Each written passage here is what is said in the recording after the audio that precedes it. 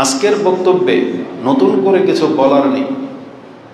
আমি যা বলবো সেগুলো সব আপনাদের মেমোরিতে রয়েছে, কিন্তু শুধু পার্থক্য হলো আমাদের জানাশোনা বিষয়গুলো নিয়ে আমরা ভাবি না। আমাদের কাছে ওই কথাগুলো খুব সস্তা, কম দামি মনে হয়, কিন্তু আমাদের স্টাডি জগতে মানে কোরআন সুন্নাহর যতদিন ধরে এ দার্স নিচ্ছে এবং দিচ্ছি, তাতে করে আমি আপনাকে একটা হলফ করে বলতে পারি, কোনো ব্যক্তি যদি নাজাত পেতে চায় তাহলে তার কাছে 5 ওয়াক্ত সালাতের চাইতে দামি কোনো ইবাদত নাই। কোনো ব্যক্তি যদি নাজাত পেতে চান, রমজান মাসে পেয়ে গেছেন, সিয়াম পালন করা ছাড়া আপনার কোনো গতি নাই। যাদের টাকা হয়ে গেছে তাদের জাকাত দেওয়া ছাড়া, যদিও তা পরিমাণে অল্প, মাত্র 2.5 টাকা, শতকরায় 2.5 টাকা, এই 2.5 টাকার মূল্য যে কি এটা কিয়ামতের মাঠে আপনি বুঝতে পারবেন। কোনো ব্যক্তি যদি লাখ টাকাও দান করে দেয় কিন্তু জাকাত দেয় না, তার এই লাখ টাকা তার মুখের মধ্যে ছুঁড়ে মেরা হবে, তাকে বাঁচাতে পারবে না। এই 2.5 টাকার মূল্য আল্লাহর কাছে অনেক। এক কথায় যদি আমি আপনাকে বোঝাতে চাই, চিন্তাশীলদের জন্য অনেক কিছু আগেই বলেছি। আপনার কাছে মনে হচ্ছে এই 5 ওয়াক্ত নামাজ, সিয়াম, জাকাত এগুলোর আলোচনাই সবচেয়ে বেশি হয়, বা এগুলো ছাড়া আর কি কোনো কাজ নাই। আপনি লক্ষ্য করলে দেখতে পাবেন ইসলামের রোকন পিলার বলা হয়েছে। পিলার সাধারণত একটা ইমারতের মূল ভিত হয়। আল্লাহ চাইলে সেখানে অন্য কোনো কিছু স্থাপন করতে পারতেন, আরও বড় বড় দায়িত্ব সেখানে স্থাপন করতে পারতেন, যেমন জিহাদ করা মানে নিজের রক্ত ঝরানো, রাষ্ট্র কায়েম করা, রাষ্ট্রের ইসলাম প্রতিষ্ঠিত করে ফেলা, সমস্ত মানুষের উপরে শাসক হিসেবে নেতৃত্বে আসা, অনেক মানুষের খেদমত করা, বড় বড় ট্রাস্ট করে হাজারো লাখো মানুষকে খাওয়ানো, লাখো মানুষের ঘরবাড়ির ব্যবস্থা করে দেওয়া, এগুলোকে আল্লাহ সুবহানাহু ওয়া তাআলা ইসলামের মূল ভিত রাখতে পারতেন। কিন্তু আল্লাহ সুবহানাহু ওয়া তাআলা ওগুলোর চাইতে বেশি মূল্যায়ন করেছেন এই 5 ওয়াক্ত সালাত, যেটা আপনার কাছে সস্তা মনে হয়। এই রমজান মাসের 1 মাস সিয়াম, যেটাকে আপনি খুব তুচ্ছ তাচ্ছিল্য করতেছেন, 2 দিক থেকে আপনাকে এটাকে মূল্যায়ন করতে হবে। এক, আল্লাহ এগুলোকে সম্মান দিয়েছেন, তাই আপনি সম্মান দিতে বাধ্য। অপরদিকে আল্লাহ সুবহানাহু ওয়া তাআলা তিনি আমাদের জন্য জান্নাতের পথকে সহজ করতে চেয়েছেন বিদায় এই সহজ সহজ ইবাদতগুলোকে ইসলামের পিলার করা হয়েছে। যেগুলো নিয়ে আমরা ভাবি, যেগুলো নিয়ে আমরা অন্যদিকে তাকাই থাকি, যে সে লাখো মানুষের ব্যবস্থা করতেছে, কত দান সদকা, কত কি করতেছে, জিহাদ করতেছে ফিলিস্তিন উন্মুক্তম জায়গা, কিন্তু আপনি লক্ষ্য করলে দেখতে পাবেন এগুলো সবার সাধ্যে কুলাবে না, এগুলো সবার কাজ নয়, সবাই পারবে না এগুলো। এই জন্য আল্লাহ সুবহানাহু ওয়া তাআলা সবার কল্যাণের জন্য সবচেয়ে সহজ ইবাদতগুলোকে ইসলামের মূল পিলার করে দিয়েছে। এত দামি, এত পাওয়ারফুল ইবাদত যে এগুলো বিহীন আপনি নাজাতি পাবেন না। এই জন্য বলেছি যে চিন্তার মধ্যে অনেক কিছু আছে। আপনি দুনিয়াবি লক্ষ্য করে দেখেন, আপনার বাড়ির পাশে বাঁশ ঝোপ আছে, বাঁশ গাছ আছে না? আমি আর আপনি সাধারণত বাঁশ দিয়ে কি করি? বেশি জোর ওই যে আমাদের পুকুর বা খাল পারাপারের জন্য সাঁকো বানাই, না হয় নৌকার লগ্গি বানাই, না হয় মাচা দেন আপনি, আর না হয় অনেকে ঘর বাড়ি ওই ধর্না দেয় বাঁশ দিয়ে। কিন্তু আপনি এছাড়া আর কি আর আপনার মাথায় আসে? কিন্তু চাইনাদেরকে দেখেন, ও বাঁশ দিয়ে একটা জগৎ তৈরি করে ফেলতে পারে। বাঁশের ব্যবহার যে কতভাবে ওরা করে থাকে, তাহলে একই জিনিস মানুষও আমরাই, কিন্তু আমাদের চিন্তায় ওগুলো আসে না যেগুলো ওদের চিন্তা করে ওরা বের করে। দুনিয়ার যেই কোনো টেকনোলজির দিকে আপনি তাকান, মানুষ সাধারণ একটা কিছু, আমি আর আপনি সাধারণত, আপনাকে যদি আলু দেওয়া হয় আপনি কি করতে পারেন আলু দিয়ে? সাধারণত ভাজি আর ভর্তা।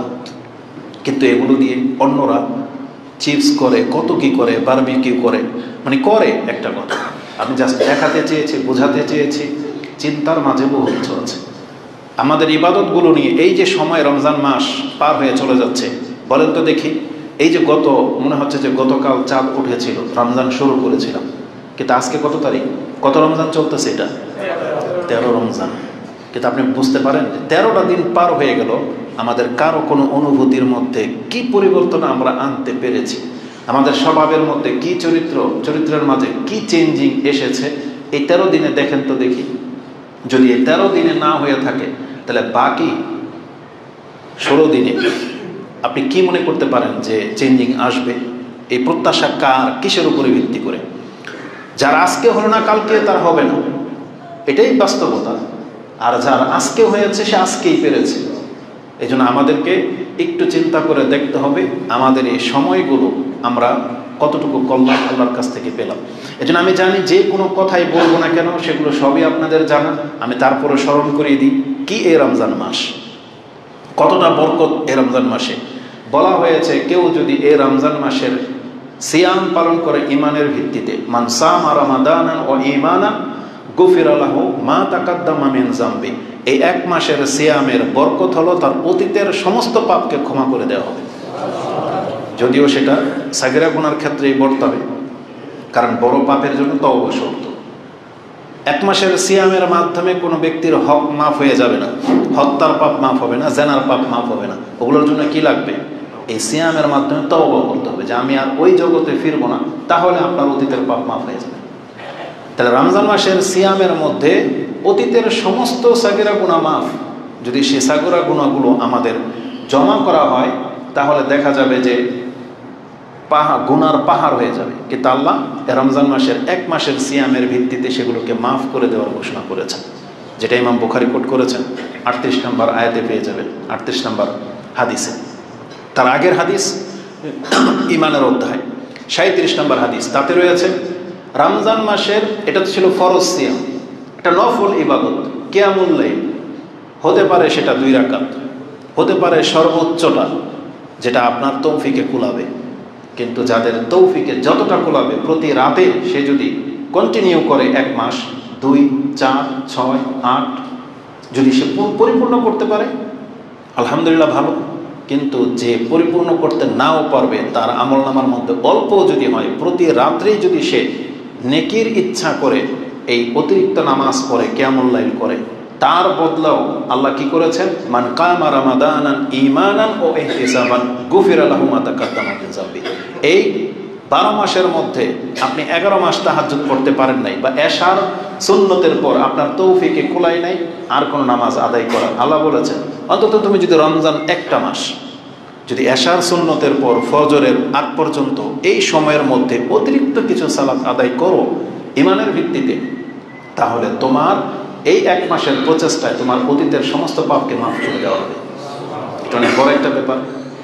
আমি কেন নির্দিষ্ট করে 8 রাকাতের কথা কেন বলতেছি না, আমাদের শিক্ষা বলতেছে মূলত এটা নির্ধারিত সুন্নাহ না। 8 রাকাত এটা রাসূলুল্লাহ সাল্লাল্লাহু আলাইহি সাল্লামের সর্বোচ্চ আমল, এটা তার ব্যক্তিগত যেটা তিনি করে থাকেন। কারণ রাসূলুল্লাহ সাল্লাল্লাহু আলাইহি সাল্লামের আদর্শ অন্যদের চাইতে খেলাফ। আমরা দেখতে পাচ্ছি যে রাসূলুল্লাহ সাল্লাল্লাহু আলাইহি সাল্লাম নবী হওয়ার ভিত্তিতে এমন কিছু ইবাদত করতেন যেটা নিজের উপরে লাজিম করে নিতেন, যেটা অন্যদের উপরে লাজিম না, ওটা ইখতিয়ার। কিন্তু রাসূলুল্লাহ সাল্লাল্লাহু আলাইহি সাল্লাম সর্বোচ্চটা আদায় করতেন। তার এই নিয়মটা হলো ওই রকম নিয়ম যে কোনো একদিন রাসূলুল্লাহ সাল্লাল্লাহু আলাইহি ওয়াসাল্লাম যোহরের 2 রাকাত সুন্নাহ আদায় করতে পারেননি, কাজা হয়ে গিয়েছিল। তিনি সেই সুন্নতটা আদায় করেছিলেন আসরের পরে। যেই দিন তিনি এই কাজটা করেছেন তার পরবর্তী জীবনে সে বিনা কারণেই ওই আসরের পরেও 2 রাকাত সালাত আদায় করতেন। আয়েশা রাদিয়াল্লাহু তাআলা আনহা বা উম্মে সালামা তারা সবাই জানে, আমরা সবাই জানি যে আসরের পরে নামাজ পড়া নিষেধ, কিন্তু রাসূল কেন নামাজ পড়ে এর কারণ জানতে চাওয়া হয়েছিল। তখন তিনি বলেছিলেন ওই ঘটনা যে আমি কোনো এক কারণে যোহরের সুন্নাহ ছুটে যাওয়াতে আসরের সময় সেটা কাজা করেছি, আর আমি নবী হিসেবে যখন একটা আমল চালু করে দিয়েছি তখন সেটাকে থামিয়ে দিতে আমি লজ্জাবোধ করি। তারপরে সারা জীবনে তিনি ওই যে আসরের পরে 2 রাকাত নামাজ চালু করেছিলেন, এই জন্য বাকি জীবনও তিনি আসর 2 রাকাত করে আদায় করেই গেছেন, কিন্তু এটা আমাদের জন্য না। পরবর্তীতে আয়েশা রাদিয়াল্লাহু তাআলা আনহা সম্ভবত এই সুন্নাহটাকে রাসূলের স্থলাভিষিক্ত হিসেবে তিনি মনে হয় আদায় করতেন, কিন্তু এটা আমাদের জন্য না। ঠিক তেমনি রাসূলুল্লাহ সাল্লাল্লাহু আলাইহি সাল্লামের আদর্শ ছিল রাতে তিনি সর্বোচ্চ সালাত আদায় করতেন। এই জন্য যখন তিনি অপারগ হয়ে যেতেন তিনি বসেও 2 রাকাত পড়তেন, একেবারে না পারলে দিনের বেলায় তিনি 12 রাকাত পড়তেন। এমনটা আপনি পাবেন। তার মানে আমি বোঝাতে চেয়েছি ওই 8 রাকাতে সুন্নাহ যে ঠেলে দেওয়া হয় এটা মূলত এরকম না। বিষয়টা রাতে নামাজ পড়া সুন্নাহ, রাতে নামাজ পড়া সুন্নাহ। আপনি কতটুকু পড়বেন আপনার তৌফিকে যতটুকু কুলাবে। ইমাম যদি 6 রাকাত আপনাকে পড়িয়ে দেয় তাহলে 6 রাকাত পরে যদি ফিরে যান আপনি সারা রাতে কিয়ামের নেকি পেয়ে যাবেন। ইমাম যদি 10 রাকাত পড়ায় তাহলে আপনি 10 রাকাত পড়তে বাধ্য। ইমাম যদি 12 রাকাত পড়া, ইমাম যত লম্বা করবে আপনাকে তত লম্বা করতে হবে, তাহলে আপনি নেকি পাবেন, নাহলে পাবেন না। অর্ধেক করে দিয়ে অর্ধেক চলে যাবেন না, চলবে না। বলছে ইমামের ফিরে যাওয়া পর্যন্ত। তাহলে ইমাম যদি কখনো 6 রাকাত পড়ে আপনার জন্য হালকা হয়ে গেল, 4 রাকাত পড়ালো আপনার জন্য হালকা হয়ে গেল, বাকি 4 রাকাত আপনি ঘরে গিয়ে পড়ে। তো কেউ যদি আকমালুস সুন্নাহ রাসূলুল্লাহ সাল্লাল্লাহু আলাইহি ওয়াসাল্লামের মতো করে করতে চায়, তাহলে সেই ব্যক্তি বেতের সহ 11 রাকাত পূর্ণ করবে এবং উত্তমভাবে। তবে আমার মনে হয় না কোনো ব্যক্তি যদি রাসূলুল্লাহ সাল্লাল্লাহু আলাইহি ওয়াসাল্লামের নিয়ম অনুযায়ী সালাত আদায় করে, তাহলে 1 মাস কন্টিনিউ ও প্রত্যেক রাত্রে 11 রাকাত পড়তে পারবে বলে আমার মনে হয় না। কারণ এটা একটা টাফ ব্যাপার। কারণ রাসূলুল্লাহ সাল্লাল্লাহু আলাইহি ওয়াসাল্লামের নামাজ ছিল অত্যন্ত লম্বা এবং অত্যন্ত সুন্দর। আয়েশা রাদিয়াল্লাহু তাআলা এটাই বলেছেন, লা তাসআল আন হুসনিহিন্না ওয়া তুলিহিন্না, তার নামাজের সৌন্দর্যতা আর তার নামাজের লম্বায়িত্ব তুমি জিজ্ঞেসই করো না। এটা এতটা নজিরবিহীন ছিল। আলা কুল্লি হাল, রাসূলুল্লাহ সাল্লাল্লাহু আলাইহি ওয়াসাল্লাম বলেছেন, যেই ব্যক্তি রমজান মাসের কিয়াম করবে ঈমানের সাথে, তার অতীতের পাপগুলোকে মাফ করে দেওয়া হবে। এই যে আলাদা আলাদা নেকি, কিন্তু একজন ব্যক্তি যার জীবনে রমজান মাসের সিয়ামও থাকবে আবার রাতে কিয়ামও থাকবে, দুইটাই যে জমা করতে পারবে, তার মর্যাদা কি? একজন ব্যক্তি জিজ্ঞাসা করেছিল, কারণ এগুলো আমাদের কাছে হালকা ইবাদত, কিন্তু সাহাবা একরামদের কাছে ইবাদতের মান খুব বেশি। সাহিহ ইবনে হিব্বানের মধ্যে একটা হাদিস এসেছে, যেটা 3438 3438-এ পেয়ে যাবেন, এবং সাহিহ তারগিব তারহিবের মধ্যে 361-তে রয়েছে। তাতে আমর ইবনে আস, তাতে আমর ইবনে মুররা আল জুহানি,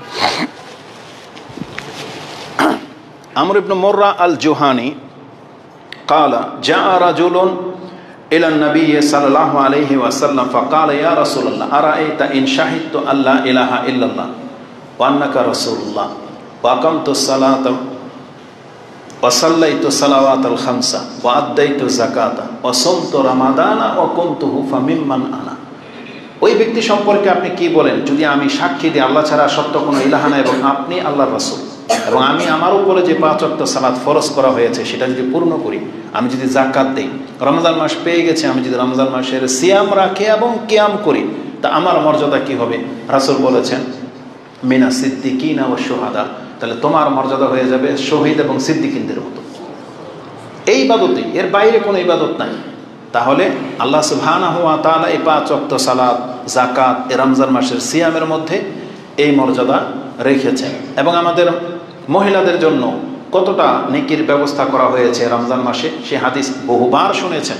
এবং রাসূলুল্লাহ সাল্লাল্লাহু আলাইহি ওয়াসাল্লাম থেকে মুসনাদে আহমদের মধ্যে 1661, ইবনে হিব্বানের মধ্যে 4163, সাহিহ তারগিব তারহিবের মধ্যে 1931, মিশকাত হাদিসটা আপনি 3254-তে পেয়ে যাবেন, যে রাসূল বলেছেন, ইজা সাল্লাতিল মারআতু খামসা ওয়া আতাত বালাহা ওয়া সামাত শাহরাহা ওয়া হাফিজাত ফারজাহা ওয়া আতাত বালাহা আও যাওজাহা কিলা লাহা উদখুলিল জান্নাহ মিন আইয়ি আবওয়াবিন শিত। তাকে বলা হবে, যেই মহিলা 5 ওয়াক্ত সালাত আদায় করে, দেখেন এখানে 5 ওয়াক্ত সালাত, এটার উপরে আর কোনো ইবাদত নাই, এক কথায় জেনে নেন। একজন মুসলিমের জীবনের 5 ওয়াক্ত সালাতের চাইতে বড় কোনো ইবাদত আপনি দেখাইতে পারবেন না। সে যদি 5 ওয়াক্ত সালাত আদায় করে আর রমজান মাস পেয়ে গেল, মহিলাদের কথা যাকাত আর হজের কথা কেন নাই? কারণ তারা সম্পত্তির সাধারণত মালিক হয় না, কারণ তাদের ইনকাম নাই। আর যারা আলহামদুলিল্লাহ আল্লাহর ফজল ক্রমে পেয়ে গেছেন পয়সাওয়ালা স্বামী বা বাবা, তাদের কথা তো ভিন্ন, সোনাই সোহাগা যেটাকে বলা চলে, তো তারা যাকাত দিবে। কারণ অনেকের অনেক স্বর্ণ আছে, তারা যাকাত দিবে। কিন্তু আল্লাহর পক্ষ থেকে দেখেন তাদেরকে ছাড় দেওয়া হয়েছে, কারণ আল্লাহ ম্যাক্সিমামদেরকে নিয়ে কথা বলে যে ম্যাক্সিমাম মহিলাদের যেহেতু নিজস্ব ইনকাম নাই, এই জন্য আল্লাহ তাদের হজ আর যাকাতের কথা উল্লেখ করেন নাই। তারা যদি রমজান মাস পেয়ে যায়, যদি সিয়াম রাখে আর লজ্জাস্থানের হেফাজত করবে, এই 3টা সিরিয়ালভাবে আছে। তারপরেরটাও হচ্ছে ওয়াতাত যাওজাহা বা বালাহা, সে যদি তার স্বামীর আনুগত্য করে, তাহলে শেষে কেন বলা হয়েছে? কারণ সব মহিলার তার স্বামী নেই। যাদের স্বামী আছে তাদের একটা অতিরিক্ত যোগ হয়ে গেছে, যে তাদের স্বামীদের আনুগত্য করবে, এমন মহিলাদেরকে বলা হবে তুমি জান্নাতের 8 দরজার যে কোনোটা দিয়ে তোমার খুশি প্রবেশ করো। চিন্তা করা যায়? এটা যখন বলি আপনাকে ভাবতে হবে এটা কার মর্যাদা? ওই যে সিদ্দিকিনদের মর্যাদা। কারণ আবু বকর রাদিয়াল্লাহু তাআলা আনহুকে বলা হয়েছিল, বলেছেন, ইয়া রাসূলুল্লাহ, একটা দরজা দিয়ে জান্নাতে ঢুকলেই হলো, জরুরি নয় যে সবগুলো দিয়ে ঢুকতে হবে। তবে এমন একটি ব্যক্তি আছে যাকে সবগুলো দরজা দিয়ে ঢোকার পারমিশন দেওয়া হবে। রাসূল বলেছেন, না, ওয়ারজু আন তাকুনা আনতা মিনহুম, আমি আশা করি তুমি তাদের একজন। আবু বকর রাদিয়াল্লাহু তাআলাকে বলা হয়েছে যে তুমি তাদের একজন যাদেরকে 8 দরজা দিয়ে ডাকা হবে, তার মানে এটা হচ্ছে সিদ্দিকিনদের মর্যাদা। আর এই মর্যাদাটা সামান্য কিছু কাজের উপরে মহিলাদেরকে দিয়ে দেওয়া হয়েছে, যে তারা যদি 5 ওয়াক্ত সালাত আদায় করে, রমজান মাসের সিয়াম পালন করে, স্বামী থাকলে স্বামীর আনুগত্য করবে, তাহলে তাদের জন্য জান্নাতের 8 দরজাকে খুলে দেওয়া হবে বলা হয়েছে। এটা অনেক বড় একটা ব্যাপার। তাহলে আমরা এই রমজান মাস সম্পর্কে, বরকত সম্পর্কে বহু কিছু জানি।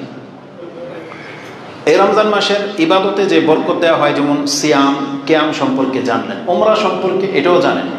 ওমরা সম্পর্কে রাসূলুল্লাহ সাল্লাল্লাহু আলাইহি ওয়াসাল্লাম থেকে ইবনে মাজাহ, বুখারীতেও একটা পর্ব রয়েছে এবং মুসলিমেও হাদিসটি রয়েছে। মুসলিমে আপনি 2929 মানে 29, বুখারীতে হাদিসটি 1863 এবং ইবনে মাজাতে হাদিসটি 2994-তে রয়েছে। তাতে ইবনে আব্বাস কালা কালা রাসূলুল্লাহ সাল্লাল্লাহু আলাইহি ওয়াসাল্লাম উমরাতু ফি রমাদান তা'দিলু হাজ্জাতান আও হাজ্জাতান মাই।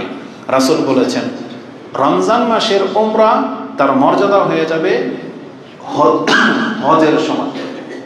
তার মানে উমরা করলে রমজান মাসে আপনি নেকি পাবেন কিসের? হজ করার সমান। আও রাসূল বলেছেন হাজ্জাতান মাই, বরং আমার সাথে হজ করলে যে নেকিটা হতো সেই নেকি দিয়ে দেওয়া হবে। তবে আমাদের হানাফি সমাজ হুজুররা আবার একটু অনেক কিছু সূক্ষ্ম কিছু দেখতে পায়, যেটা আবার আমরা দেখতে পাই না। সেটা কি? তারা আবার এগুলোকে জোড়াতালি দিয়ে বয়ান করে যে এই মাসের নফল ফরজের সমান আর এক ফরজ 70 ফরজের সমান। যদিও বাইহাকিতে এই হাদিস এসেছে, কিন্তু হাদিসের সনদ অত্যন্ত দুর্বল, যেগুলো আমাদের মূল ভিত্তি না। এই জন্য এই বক্তব্য পরিহারযোগ্য। রমজান মাসের নফল নফলই, ফরজ ফরজই, যেটা অন্য মাসের। কারণ আল্লাহ ফরজের মধ্যে কোনো তারতম্য করেন না। তবে রমজানের কিছু ইবাদতকে বর্ধিত করা হয়েছে নেকি দিয়ে, যেমন উমরা করলে হজের নেকি দিয়ে দেওয়া হবে, কিন্তু তারা ওটাকে কনভার্ট করেছে যে দেখেন যে নফল করলো ফরজের নেকি, তার মানে রমজানের নফল ফরজ হয়ে যায়। এরকম না, আসলে ওই হাদিস সহিহ নয়। তো যতটুকু আমরা বর্ণনায় পাচ্ছি,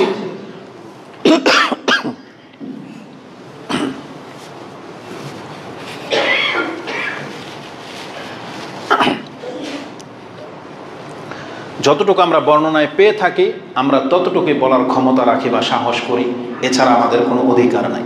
কিন্তু তাদের প্রত্যেকটা এই বয়ানের জবাব সালাফে আলেমদের কাছে রয়েছে, কিন্তু তারা এইসব নিয়ে আর ফিতনা করতে চায় না। এই জন্য আমাদের শ্রোতারা যারা আছেন তাদেরকে ভদ্রভাবে বলি, আপনারা এটাই শিখে নেন, যথেষ্ট। তাদের কথার খণ্ডন করতে হবে, ওই সমস্ত বাহাসের এখন আর ওই সময় নেই। কারণ তারা তাদের গোলামি ছাড়বে না। ওই 8 রাকাত 20 রাকাত নিয়ে তারা এখন পর্যন্ত, সুবহানাল্লাহ, ওনাদের প্রধান মুফতি তো বলেই দিয়েছে মক্কা মদিনায় নাকি ষড়যন্ত্র চলতেছে। কাদের ষড়যন্ত্রের নাকি এরা এই 10 রাকাত করে দিছে নামাজকে, বোঝেন? এদের প্রধান বক্তা। তারা আশ্চর্য লাগে। আমি আমার মতন ব্যক্তি মাহমুদ, আমি যদি আরবি পড়তে না পারি এটা আমার সাজে, কারণ যেহেতু আমি আরবি শিক্ষায় শিক্ষিত হইনি। এদের প্রধান মুফতি বাইতুল মোকাররমের খতিব হয়ে সে বাংলায় বলতেছে, যাদের সাথে মক্কা মদিনার যোগাযোগ আছে বা কিছু, আমার কথাটাকে তাদের কাছে পৌঁছে দিন। কে ক্ষমতা থাকলে সে আরবিতে বলতো, একবার ডাইরেক্ট বলতো মক্কা মদিনার ইমামকে উদ্দেশ্য করে। তো নেটের যুগ, তাদের কাছে এমনি পৌঁছে যেত। তারপর রেজাল্টটা দেখতো কি হইতো। বাংলায় বলে দিয়ে আবার আপনাদেরকে দায়িত্ব দিয়ে দিয়েছে মক্কা মদিনার কাছে পৌঁছেই দিয়ে, বুঝছেন? তাদের আরবিতে বলা উচিত ছিল যে আমরা বাংলাদেশের প্রধান মুফতি বা গ্র্যান্ড মুফতি, আমি প্রধান মসজিদ থেকে আপনাকে বিবৃতি দিচ্ছি, আপনারা এই ফতোয়া প্রত্যাহার করেন, বলতো ক্ষমতা থাকবে। তো আলা কুল্লি হাল, তো আল্লাহ এদেরকে হিদায়াত করুন, আমিন। এখন পর্যন্ত এই জিনিসটাই বুঝলো না যে সুন্নত নফল এটার পার্থক্যটা কি, নফলের হুকুম কি, এটাই এখন পর্যন্ত এরা বুঝলো না। এটাকে মানুষের উপর ফরজ করে চাপিয়ে দেওয়া হয়েছে। এই জন্য তাদের কাছে এশার সালাতের চাইতে তারাবির গুরুত্ব বেশি। আল্লাহ হেদায়েত করে এদেরকে। তো আল্লাহ সুবহানাহু ওয়া তাআলা এই রমজান মাস সম্পর্কে আমাদেরকে কিন্তু সব কিছু জানিয়েছেন। আর কোনো কল্যাণ আল্লাহ বাকি রাখেন নাই যেটা আমাদেরকে জানান নাই। এর পাশাপাশি আল্লাহ আমাদেরকে তার পক্ষ থেকে অতিরিক্ত আরও আন্তরিকতার সাথে ডেকেছেন, বলেছেন ইয়া বাগিয়াল খায়র আকবিল ওয়া ইয়া বাগিয়াশ শার আকসির। বলা হয়েছে হে কল্যাণকামীরা, তাহলে তুমি এবার আগে বাড়ো, তোমার আগে বাড়ার সময়। আর ইয়া বাগিয়াশ শার আকসির, আর তুমি নিজেকে ক্ষান্ত করো। এবং আরেকটা ভাষা হচ্ছে ইয়া তালিবাল খায়র হালুম্মু ওয়া ইয়া তালিবাশ শার আমসিক। এটা ইমাম নাসাই কোট করেছেন যে যারা কল্যাণের প্রত্যাশী তুমি আগে বাড়ো, হালম্য, আসো, দৌড়ে আসো। আর যারা অকল্যাণকামী তুমি থামো, নিজের চিন্তাটাকে থামাও।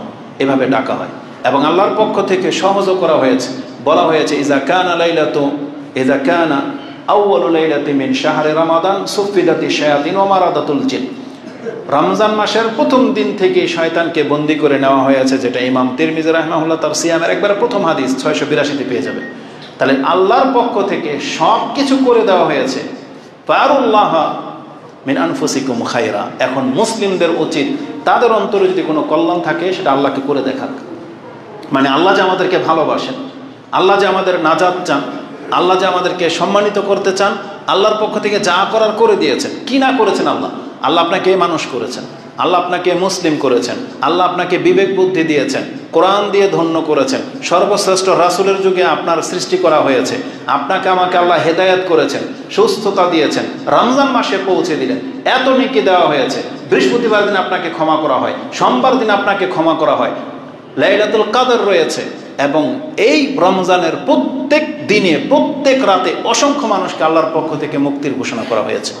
ওয়ালিল্লাহি উতাকাউ মিনান নার ওয়া যালিকা কুল্লা লাইলা। রমজানের প্রত্যেকটা দিনে আল্লাহ অসংখ্য মানুষকে জাহান্নাম থেকে মুক্তির ঘোষণা করে দেন। তাহলে আল্লাহর পক্ষ থেকে সব করা হয়েছে। আল্লাহর পক্ষ থেকে শয়তানকে বন্দী করে দেওয়া হয়েছে, নেকির মাত্রাকে বাড়িয়ে দেওয়া হয়েছে, এটা আল্লাহর পক্ষ থেকে করা হয়েছে। ফারুল্লাহ ফি আনফুসিকুম খায়রা। এখন তোমার অন্তরে যদি ভালো কিছু থেকে থাকে তো তুমি প্রকাশ করে দেখাও। কি দিয়ে? আল্লাহর প্রতি ঈমান এনে, ইবাদত করে, সময়টাকে কাজে লাগিয়ে। এই আহ্বান আমাদেরকে জানানো হয়েছে। কিন্তু এত কিছুর পরেও অধিকাংশ মানুষ, আমরা রাস্তাঘাটে যেটা দেখতে পাচ্ছি, অধিকাংশ মুসলিম সিয়াম রাখে না। অধিকাংশ মুসলিম একটা সিয়াম রাখে না, উপরন্তু তারা ওই হারাম কাজগুলো করে যেটা রমজান মাসে সে করে যাচ্ছে। ওই একই সিগারেট, জর্দা, বিড়ি, গুল, তামাক, চা, ঠাট্টা মশকারি, গান বাজনা, বেহায়াপনা সব তারা কিন্তু বহাল রেখেছে। আরে মানুষের একটা লজ্জা শরম বলে কিছু থাকে। একটা মানুষ হচ্ছে অপারক, সে সিয়াম রাখতে পারেনি, কঠিন কাজ করতেছে, তার একটা ভয়, একটা লজ্জা থাকা উচিত যে এক তো আমি সিয়াম রাখতে পারতেছি না, উপরন্তু সে আল্লাহকে কত বড় অহংকারী হিসেবে নিজেকে পেশ করেছে, কত বড় উদ্যত্ততা সে দেখাচ্ছে যে আমি আপনার বিধান মানি না। কি মনে করেন? রমজান মাসে তারা বলছে আমি আল্লাহর এই বিধান মানি না, সিয়াম তো রাখেই নাই, উপরন্তু সিগারেট খেয়েই যাচ্ছে। আপনি কি মনে করেন এদের সাথে কি করা হবে? আল্লাহ সুবহানাহু ওয়া তাআলার পক্ষ থেকে যেমনি আমাদেরকে এটা জানানো হয়েছে, ঠিক তেমনি আপনি জেনে নেন রাসূলুল্লাহ সাল্লাল্লাহু আলাইহি ওয়াসাল্লামের মাধ্যমে বদদুয়া করা হয়েছে, যেই ব্যক্তি রমজান মাস পেল আর গুনাহ খাতা মাফ করাইতে পারল না, সে জাহান্নামে যাবে। এই হাদিস সাহিহ ইবনে হিব্বানে 409 রয়েছে। মুসনাদে আবি আলা আল মাওয়াসিলি তিনি 5922 উল্লেখ করেছেন। সাহিহ ইবনে খুজাইমাতে 1888 রয়েছে যে জিবরাইল আলাইহিস সালাম রাসূলুল্লাহ সাল্লাল্লাহু আলাইহি ওয়াসাল্লামের কাছে এটা বললেন, মান আদরাকা শাহরা রমাদান ফালাম ইউগফার লাহু ফাদাখালান নার। যেই ব্যক্তিকে রমজান মাস দেওয়া হলো কিন্তু তাকে পাপ মাফ করানো হলো না, সে জাহান্নামে যাবে। আপনি আমিন বলেন। ফাকুলতু আমিন। রাসূল বললেন আমিন, আল্লাহ তুমি কবুল করো। তার মানে রমজান মাস যেমন আমাদের বরকতের, নাজাতের, রহমতের, এটা গজবেরও। কাদের জন্য?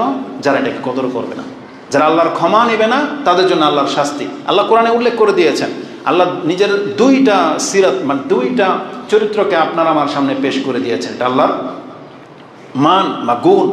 সেটা কি? আল্লাহ বলেছেন, নাব্বি ইবাদি আন্নি আনাল গাফুরুর রাহিম ওয়া আন্না আযাবি হুয়াল আযাবুল আলীম।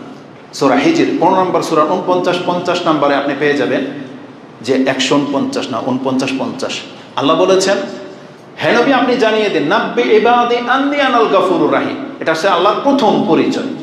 যারা এটাকে গ্রহণ করবে না, ওয়া আন্না আযাবি হুয়াল আযাবুল আলীম, তবে আল্লাহর শাস্তি কিন্তু বড় কঠিন। এজন্য আল্লাহ প্রথম ক্ষমার দিকে ডেকেছেন। যারা ক্ষমার রাস্তা ধরবে না তারা অটোমেটিকলি আল্লাহর শাস্তির দিকে চলে যাবে। রমজান হচ্ছে আমাদের জন্য ক্ষমার মাস। আপনি ক্ষমার রাস্তা ধরবেন না, তার মানে আপনি অটোমেটিকলি আল্লাহ সুবহানাহু ওয়া তাআলার গজবের রাস্তা ধরে নিয়েছেন। এটা মোটেও কাম্য নয়। আপনি কি জানেন এটা কত বড় ব্যাপার? রাসূলুল্লাহ সাল্লাল্লাহু আলাইহি ওয়াসাল্লাম থেকে আপনাদেরকে একটা ফিকহির মাসলা বলি। যারা সিয়াম রাখেন না, আপনার অপরাধটা আপনি বুঝতে পারবেন যেটা কত বড় অপরাধ। একটা ফিকহির মাসলা বলি, হয়তো এইভাবে আপনি ফিল করেন নাই বা কেউ আপনাকে বলে নাই।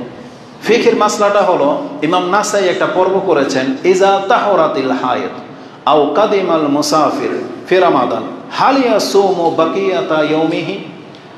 দিনের বেলায় এখন এই মুহূর্তে ধরেন অনেক মহিলার হায়েজ বন্ধ হয়ে যাবে, এই মুহূর্তে সকালে হয়েছে, ধরেন ফজর আজান শেষ, সে খেয়ে দিয়ে ঘুমিয়েছে, সকালে উঠে দেখলো তার হায়েজ বন্ধ হয়ে গেছে। এখন তার বাকি 10 ঘন্টা বাকি, এখন সে কি করবে?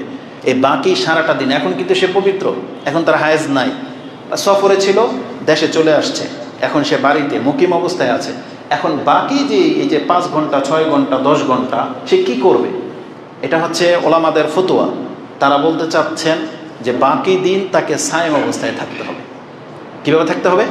সায়েম অবস্থায়। কেন? কারণ আল্লাহ কি বলেছেন? ফামান শাহিদা মিনকুম শাহরা ফালিয়াসুম, যেই ব্যক্তি রমজান মাস পেয়ে যাবে তাকে সিয়াম রাখতে হবে। ওয়াইন কানা ফামান কানা মারিদান আও আলা সাফারিন ফাইদ্দাতুম মিন আইয়ামিন উখার, ওটা ছিল তার উযুর, যে সে সফরে ছিল বা সে অসুস্থ ছিল, অপবিত্র ছিল, এটা তার উযুর ছিল। এখন উযুর শেষ হয়ে গেছে, এখন তার আর কোনো কজ নাই। এখন যদিও সে সিয়ামের নেকিটা পাবে না, এটা কাজা করতে হবে, কিন্তু রমজান মাসের দিনের মর্যাদা এটা যে আল্লাহ দিনের বেলায় সহবাস করা, দিনের বেলায় পানাহার করা হারাম করে দিয়েছে।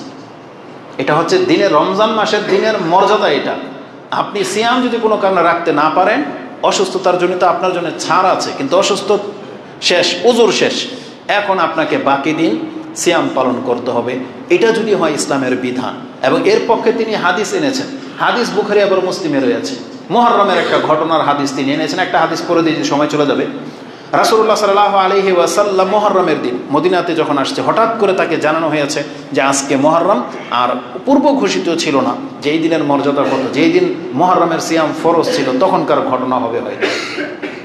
আমিনকুম আহাদুন আকালাল ইয়াউম, রাসূল বলেছেন তোমাদের মধ্যে এমন কি কেউ আছে যে আজকে খেয়ে ফেলেছো? ফাকালু, তখন আমরা বললাম মিন্না মান সামা ওয়া মিন্না মান লাম ইয়াসুম, আমাদের মধ্যে কতক ব্যক্তি সেই দিন সিয়াম অবস্থায় ছিল আর কতক ব্যক্তি সেই দিন সিয়াম অবস্থায় ছিল না। কালা, তখন রাসূলুল্লাহ সাল্লাল্লাহু আলাইহি সাল্লাম বললেন ফাআতিম্মু বাকিয়াতা ইয়াউমিকুম, যারা তোমাদের সিয়াম অবস্থায় পার হয় নাই, দিনের বেলা তুমি খেয়ে ফেলেছো, তোমরা বাকি দিনগুলো সিয়াম অবস্থায় পালন করো। বলা হয়েছে আতিম্মু সিয়ামাকুম ওয়াবাসু ইলা আহলিল আরদ ফালিউতিম্মু বাকিয়াতা ইয়াউমিহিম, এবং একজনকে ঘোষণাকারীর মানে পাঠিয়ে দেওয়া হয়েছে মহল্লায়, সেজন্য ঘোষণা করে দেয় যে আজকে যেন সবাই সিয়াম পালন করে। তার মানে যারা খেয়ে ফেলেছে আর খাবে না, বাকি সময় পর্যন্ত সে থেমে যাবে। তাই এটা যেহেতু মুহররমের ওই ফরজ অবস্থার হুকুমের মধ্যে ছিল, এই দলিল তারা পেশ করেছেন যে রমজান মাসের দিনে যেহেতু সিয়াম পালন করা ফরজ, আর তার ওজোর আপত্তি শেষ, এখন বাকি দিন আর সে খেতে পাবে না, তাকে এই মর্যাদাকে রক্ষা করে চলতে হবে, যদিও সে অন্য সময় কাজা করে নেবে। কারণ আল্লাহ সুবহানাহু ওয়া তাআলা বলেছেন যারা আল্লাহর হুরমতগুলোকে সম্মান করে তারাই হচ্ছে তাকওয়াবান, এটা তার ফাইন্নাহা মিন তাকওয়াল কুলুব। আল্লাহ বলেছেন ওমাই ইউআযযিম শাইরাল্লাহ ফাইন্নাহা মিন তাকওয়াল কুলুব, যারা আল্লাহর নিদর্শনগুলোকে মূল্যায়ন করে, এটা মূলত করতে পারে তার অন্তরে যে আল্লাহর ভয় আছে, এটা হচ্ছে তার প্রমাণ। তাহলে আমি যে জিনিসটা আপনাকে দেখাতে চেয়েছি যে একজন ব্যক্তি অপবিত্রতা থেকে পবিত্র হয়েছে, তাকে বলা হচ্ছে যে বাকি দিন আপনি খেতে পারবেন না, আর আপনি সুস্থ একটা ব্যক্তি, বিবেক সম্পন্ন ব্যক্তি, আপনি আল্লাহ সুবহানাহু ওয়া তাআলার সিয়ামটাকে এইভাবে লঙ্ঘন করবেন, এটা কোনো মুসলিম ব্যক্তির কাজ হতে পারে না। আপনি কি জানেন রাসূলুল্লাহ সাল্লাল্লাহু আলাইহি ওয়াসাল্লামের একটা হাদিসে কি আছে? সাহিহ ইবনে হিব্বান ৭৪৯১, তারগিব তারহিবের মধ্যে ১০০৫, এবং সাহিহ ইবনে খুজাইমাতে ১৯৮৬-তে একটা হাদিস কি আছে জানেন? রাসূলুল্লাহ সাল্লাল্লাহু আলাইহি ওয়াসাল্লাম মেরাজের রাতে ওই যে 2 সাহাবীর সাথে যে ভ্রমণ করেছিলেন, তখন তিনি একটা চূড়ার উপরে দাঁড়িয়ে চিৎকার শুনতে পেয়েছিলেন। তখন রাসূলকে বলা হয়েছে এগুলো জাহান্নামীদের চিৎকার, এবং তিনি বলতেছেন আমি সেখানে কিছু মানুষকে উকি মারা অবস্থায় দেখেছি, উকি মেরে দেখলাম মুশাক্কাকাতিন আশতাকুহুম, তাদের এই চোয়ালগুলো ফেরে ফেলা হয়েছে এবং এখানে হুক লাগিয়ে তাদেরকে লটকিয়ে রাখা হয়েছে, তাদের মুখের চোয়ালগুলোকে ফেরে ফেলা হয়েছে এবং সেখানে লটকিয়ে রাখা হয়েছে। কেন? তিনি বলতেছেন তাসিলু আশহাদুহুম দামান, এবং তাদের এখান থেকে রক্ত ঝরতেছে।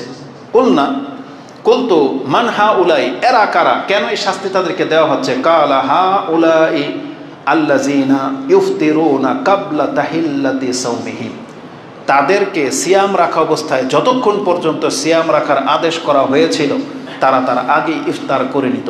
তার মানে পৃথিবীতে এমন কোনো সায়েম ব্যক্তি নাই যে সূর্য ডোবার আগে বিকাল 5টা বাজে খেয়ে ফেলে, এমন নাই।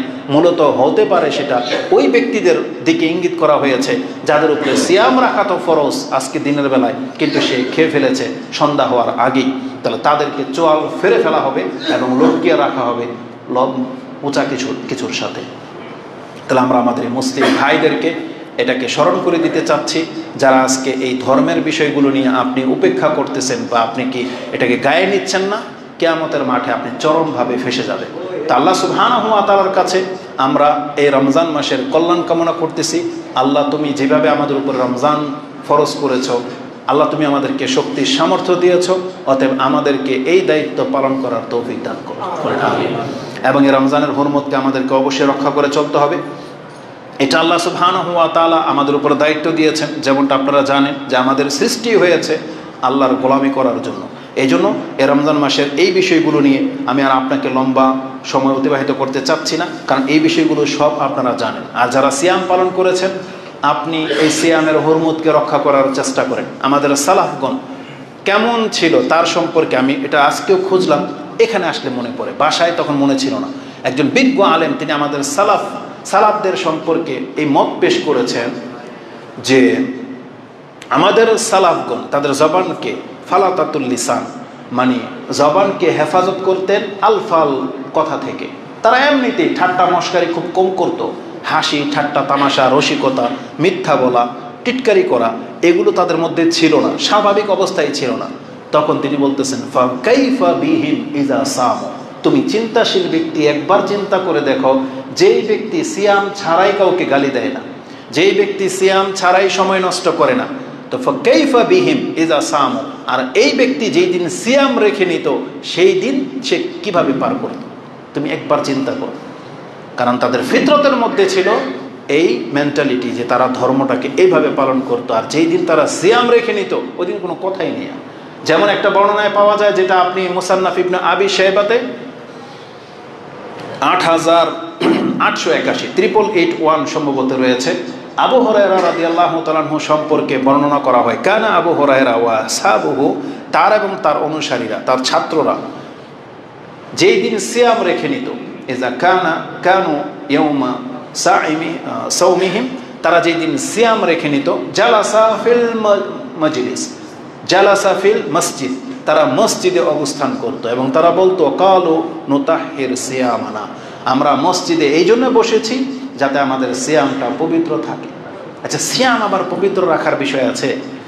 আমরা তো মনে করি যে সেহারি খেয়ে ঘুমাইলাম দুপুর পর্যন্ত, তারপরে উঠে গোসল টুসল করে জোহর পরে আবার যার যার কাজে ব্যস্ত।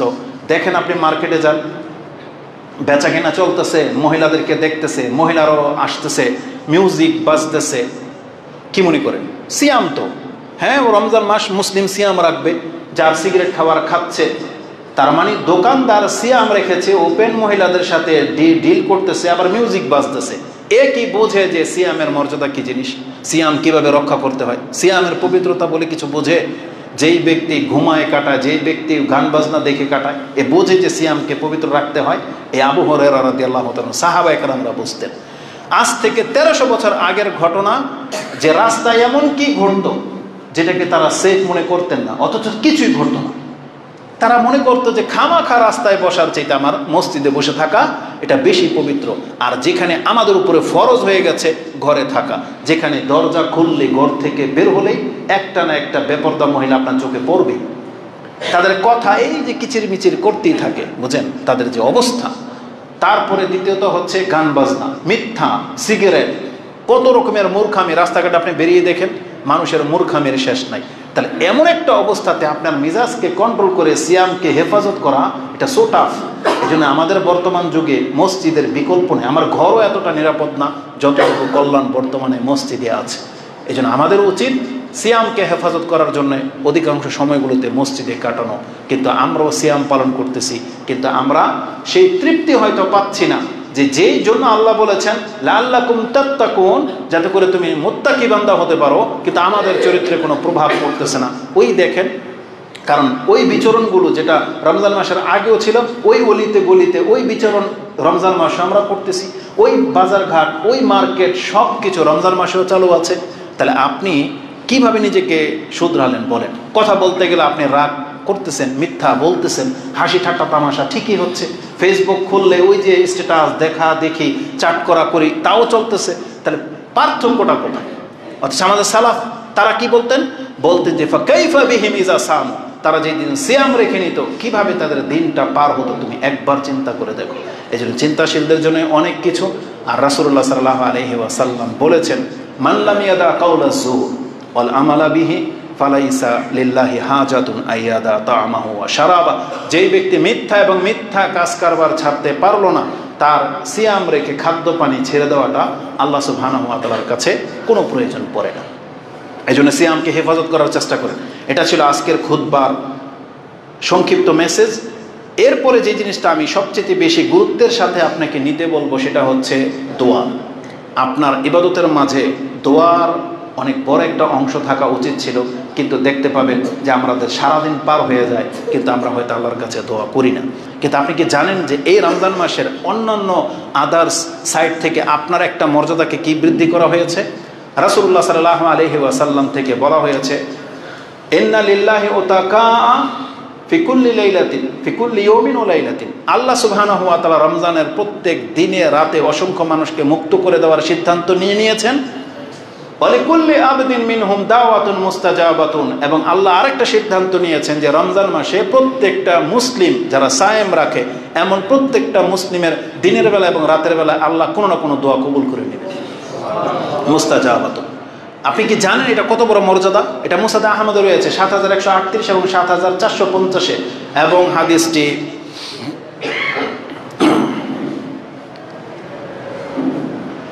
সহিহ আল জামে ২১৬৯ রয়েছে। এটা কত বড় মর্যাদা জানেন? আমি আগেই বলেছি, যদি প্রত্যেকটা বিষয় নিয়ে মুসলিম ভাবতেন তাহলে আপনি অনেক কিছু পেতেন। আপনি কি জানেন যে মুস্তাজাবুদ দাওয়া করে দেওয়া হয়েছে আপনাকে দিনের বেলা এবং রাতের বেলায়? এটা কাদের গুণ? এটা নবীদের গুণ। আল্লাহ সুবহানাহু ওয়া তাআলা নবীদেরকে সম্মান দিতেন। প্রত্যেকটা নবীকে আল্লাহ বিশেষ একটা দোয়া করার অনুমতি দিয়েছেন। ইন্না লিকুল্লি নাবিয়্যিন দাওয়াতুন মুস্তাজাবাতুন। রাসূলুল্লাহ সাল্লাল্লাহু আলাইহি ওয়াসাল্লাম থেকে ইমাম বুখারী এবং মুসলিম হাদিস কোট করেছেন। ইমাম বুখারীর দোয়ার অধ্যায়ের প্রথম হাদিস এটাই, যে আল্লাহ প্রত্যেকটা নবীকে একটা বিশেষ দোয়া করার অনুমতি দিয়েছিলেন যেটা কবুলযোগ্য, আর আল্লাহ সেই গুণটা রমজান মাসে প্রত্যেকটা মুসলিমকে দিয়ে দিয়েছে। এজন্য আমাদের পুরুষ এবং মহিলা কাউকে এই দোয়া থেকে মাহরুম হওয়া উচিত নয়। অন্তত পক্ষে রমজান মাস সিয়াম থাকা অবস্থায় আপনি দিনে রাতে অন্তত দোয়া করা আপনি ছাড়বেন না। তো এই পর্বে যে হাদিসটা আমরা সহি পাচ্ছি তার মধ্যে এটা একটা হাদিস যে আল্লাহ সুবহানাহু ওয়া তাআলা তার বান্দাদের মধ্য থেকে কোনো না কোনো দোয়া কবুল করে থাকেন, তাদেরকে মুস্তাজাবু দাওয়া করে দেওয়া হয়। এই বর্ণনার মধ্যে এই হাদিসটাই শুধু বেশি সহি পেলাম, এছাড়া বাকিগুলোর মধ্যে দুর্বলতা রয়েছে। আরেকটা হাদিস সহি পর্যায়ে পৌঁছে গেছে, সেটা হচ্ছে যে রাসূলুল্লাহ সাল্লাল্লাহু আলাইহি ওয়াসাল্লাম বলেছেন, সালাসুল দাওয়াতিন মুস্তাজাবাতুন, ৩ ব্যক্তির দোয়া কবুলযোগ্য, কবুল হয়ে থাকে। তার এক ব্যক্তি হচ্ছে দাওয়াতুস সাইম ও দাওয়াতুল মাজলুম ও দাওয়াতুল মুসাফির। এই হাদিসটি কোট করেছেন শুআবুল ঈমান ৩৩২৩ এবং ৭০৬০, ফায়দুল কাদির ৫৩৪১, সাহিহুল জামিআ সাগীর ৩০৩০ মানে ৩০৩০, এবং সিলসিলাতুল আহাদিস সাহিহা ১৭৯৭, আর দোয়া আল তাবারানি এই হাদিসের মধ্যে 1313 মানে ১৩১৩তে এই হাদিসটা কোট করা হয়েছে। ৩ ব্যক্তির দোয়া কবুল হয়, সায়েম ব্যক্তির, মজলুম ব্যক্তির, মুসাফির ব্যক্তির। বাকি দুইটা একবারে পুরোই সঠিক, মানে একদম পুরো অথেন্টিক, মুসাফির এবং মজলুম। সায়েম ব্যক্তির স্থলে আরেক হাদিসের মধ্যে ওয়ালিদে পিতামাতার কথা আছে, মানে পিতামাতার দোয়া কবুল হয়, মজলুম ব্যক্তির দোয়া কবুল হয়, আর মুসাফিরের দোয়া কবুল হয়। এটা একবারে সর্বসম্মতিক্রমে সহি। আর বাকিগুলোর মধ্যে কিছু না কিছু দুর্বলতা আছে, সাহিলি গাইরিহি, সাহিলি জাতিহি এইভাবে বলা হয়েছে। তার মানে এক কথায় গ্রহণযোগ্য, তবে সিয়াম অবস্থায় দোয়া কবুল হয়। এই দুইটা হাদিসকে শুধু আমরা বেশি গ্রহণযোগ্যর মধ্যে পাচ্ছি। এছাড়া যে হাদিসগুলো আছে যে ইফতারের সময় দোয়া কবুল হয়, ওই হাদিস সহি নয়। তো দোয়া করার ক্ষেত্রে আপনাদেরকে উৎসাহিত করব, অবশ্যই আপনারা দোয়া করবেন। আর সবচেয়ে বড় ব্যাপার কি, এর সাপোর্টে কোরআনের ইঙ্গিত রয়েছে।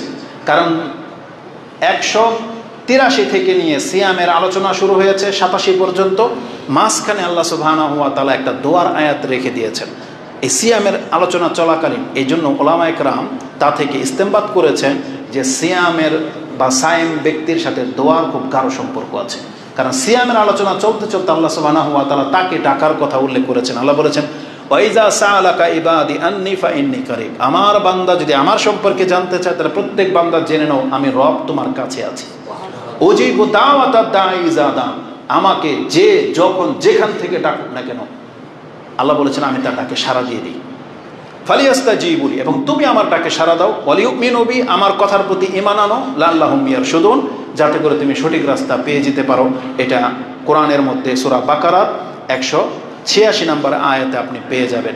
তাহলে আমরা আজকের খুতবায় যে জিনিসটা আপনাকে গুরুত্বের সাথে পেশ করেছি সেটা হলো, আপনি রমজান মাসে রয়েছেন, আপনি মুসলিম ব্যক্তি, আপনার উপরে কৃত ওয়াদাগুলোকে আপনি পুরা করেন, আপনার দায়িত্বগুলোকে মূল্যায়ন করেন, এই ইবাদতগুলোকে আপনি মূল্যায়ন করেন যেটা আপনার উপরে ফরজ করা হয়েছে, এবং সিয়াম যারা রেখেছেন তারা সিয়ামের কদর করার চেষ্টা করেন, আপনি সিয়ামের হেফাজত করেন, এটা আমাদের আহ্বান থাকবে।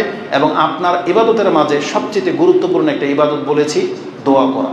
দোয়া অত্যন্ত পাওয়ারফুল ইবাদত, আর দোয়ার মধ্যে সব থেকে বেশি প্রাধান্য দিবেন ক্ষমা, ইস্তেগফার, যে আল্লাহ তুমি আমাকে ক্ষমা করো। এটার চাইতে চাওয়ার দামি আর কিছু নাই। আল্লাহ যেটা হেদায়েত করে দিয়েছেন, এখন আপনি শুধু আল্লাহর কাছে ক্ষমা চান, আল্লাহ তুমি আমাকে ক্ষমা করো, পিতামাতাকে ক্ষমা করো। এটাই হচ্ছে আমাদের বক্তব্য। আকুলু লিকাউলি হাযা আস্তাগফিরুল্লাহ লি ওয়া লাকুম ওয়া লিসাইরিল মুসলিমিন ফাস্তাগফিরু ইন্নাহু হুয়াল গফুরুর রহিম।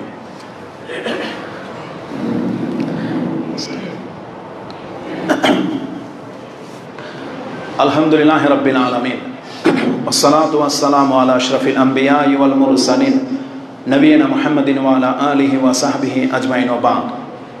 যেহেতু রমজান মাস, প্রত্যেকের অন্তর একটু সফট, মানে নরম হয়ে আছে। আপনার প্রত্যেকটি ইবাদতের সাথে আরেকটা কল্যাণকর কাজ আপনি ছাড়বেন না। যদিও এই কথা কোনো বর্ণনায় নাই যে রমজান মাসে দান করলে বেশি নেকি, তবে মানুষ সাধারণত রমজান মাসেই দান করাটাকে বেশি পছন্দ করে। আর আল্লাহ সুবহানাহু ওয়া তাআলা প্রত্যেকের অন্তরকে নরম করে থাকেন, এবং এটা হচ্ছে ইবাদতের একটা মৌসুম। দেখা দেখিও মানুষ দান করে, দেখা দেখিও মানুষ এই কাজে আগে বেরিয়ে আসে। তো আপনার কল্যাণকর কাজের মাঝে এটা একটা কল্যাণকর কাজ যে আপনি এই মাসে খরচ করবেন। কারণ রাসূলুল্লাহ সাল্লাল্লাহু আলাইহি সাল্লাম কিন্তু অন্যান্য মাসে খরচ করতেন, আর যখন জিবরিল আলাইহিস সালাম প্রত্যেক রাত্রে তাকে যখন কোরআন পড়াইতো, আজওয়াদান নাস ওয়া কানা আজওয়াদু মা ইয়াকুনু ফি রমাদান। আর বোঝা যাচ্ছে রাসূলুল্লাহ সাল্লাল্লাহু আলাইহি সাল্লামের ব্যক্তিগত আমল থেকেও, চরিত্র থেকেও, যে রাসূল এমনিতে দানের ক্ষেত্রে সবচেয়ে প্রথম ব্যক্তি। আর রমজান মাস আসলে ওয়া কানা আজওয়াদু কানা ফি রমাদান ওয়া আজওয়াদু মা ইয়াকুনু ফি রমাদান, রমজান মাস আসলে রাসূল আরও বেশি দাতা হয়ে যেতেন। তার মানে বোঝা যাচ্ছে এটা সুন্নাহ সম্মত যে কেউ চাইলে রমজান মাসে দান সদকা করবে। এখন কোন খাতগুলোতে আপনি দান করবেন, যেটা আপনার জানাশোনা বিষয় রয়েছে, যেখানে সাধারণত আপনি প্রতিনিয়ত দান সদকা করে থাকেন, এবং যেই জিনিসগুলো আমরা আপনাদের কাছে পেশ করি, কারণ বিভিন্ন তথ্য আপনারা হয়তো জানেন না আমরা দিয়ে থাকি। যেমন যেই মসজিদে আমরা খুতবা এখন দিচ্ছি, এখানে বড় মাপের তেমন কোনো ডোনার নাই। কিছু ব্যক্তিদের সম্পর্কে আমরা জানি, 10-15 আছেন যারা নিয়মিত কিছু না কিছু দান করেন, যাদের উপরে ভিত্তিতে এই মসজিদটা চলে যাচ্ছে আলহামদুলিল্লাহ। তবে এটা আরও ভালো করে চলতে হলে আরও ডোনারের প্রয়োজন, আরও দাতার প্রয়োজন। তবে আমরা দোয়া করি যাদের অর্থায়নে মসজিদ হয়ে গেছে, এসি লেগে গেছে, এবং এই মসজিদ যেন আরও প্রতিষ্ঠিত থাকে, তাদের যেন ঘাটতি না থাকে, আপনারা এই ধরনের মসজিদগুলোর মধ্যেও আপনাদের দানের হাত বাড়াবেন। আর বিশেষ করে যেই মহল্লার মসজিদ, এটা তো আপনাদের উপরে লাজিম দায়িত্ব যে আপনি আপনার এই প্রতিবেশী মসজিদ হিসেবে, এলাকার নিজের মসজিদ হিসেবে, এটা আপনার হক, আপনি এখানে দান করবেন। অবশ্যই আপনাদেরকে দান করা উচিত। আল্লাহ সুবহানাহু ওয়া তাআলা আমাদের ইবাদতগুলোকে কবুল করুন। আল্লাহ তুমি আমাদের সিয়াম, কিয়াম, দান, কোরআন তেলাওয়াত, আল্লাহ আমাদের সৎ কাজগুলোকে তুমি কবুল করো। আল্লাহ তুমি আমাদেরকে মাফ করে দাও। যাদেরকে আল্লাহ তুমি ক্ষমা করে থাকো, আমাদের প্রত্যেককে আল্লাহ তাদের লিস্টের মধ্যে রেখে দাও। আল্লাহ আমাদেরকে লাইলাতুল কদর পাওয়ার তৌফিক দিয়ে দাও। আল্লাহ তুমি আমাদেরকে সুস্থ রাখো এবং এই রমজানের হক আদায় করার তৌফিক দান করো। আল্লাহ তুমি আমাদেরকে এবং আমাদের পিতামাতাদেরকে আল্লাহ ক্ষমা করে দাও। যারা আমাদের কাছ থেকে ক্ষমা চায়, মানে যারা আমাদের কাছ থেকে দোয়া চায়, আল্লাহ তাদের দোয়াগুলো তুমি কবুল করো। যারা অনেক বেশি অসুস্থ আছেন, আল্লাহ তাদেরকে তুমি সুস্থতা দান করো, এবং যারা কবরে আছে তাদের কবরের আযাবগুলোকে আল্লাহ তুমি মাফ করে দাও। এই মসজিদের একজন দায়িত্বশীলদের মধ্যে একজন, কি নাম তার, নবী হোসেন, উনি আইসিইউতে আছে গত 1 তারিখ থেকে। আমরা তার জন্য ফয়সালা করি, তার অপারেশন হবে সামনে, আল্লাহ যেন তার জন্য উত্তম ফয়সালা করে, যেটা তার জন্য কল্যাণকর সেটাই যেন করে। আল্লাহ যদি তার হায়াতে রেখে থাকে সুস্থ করে আমাদের মাঝে ফিরে নিয়ে আসুক, আর না হয় আল্লাহ সুবহানাহু ওয়া তাআলা তাকে উচ্চতর স্থান দান করুন। আমরা তার এই কষ্টকে লাঘব করার জন্য আল্লাহর কাছে দোয়া করতেছি।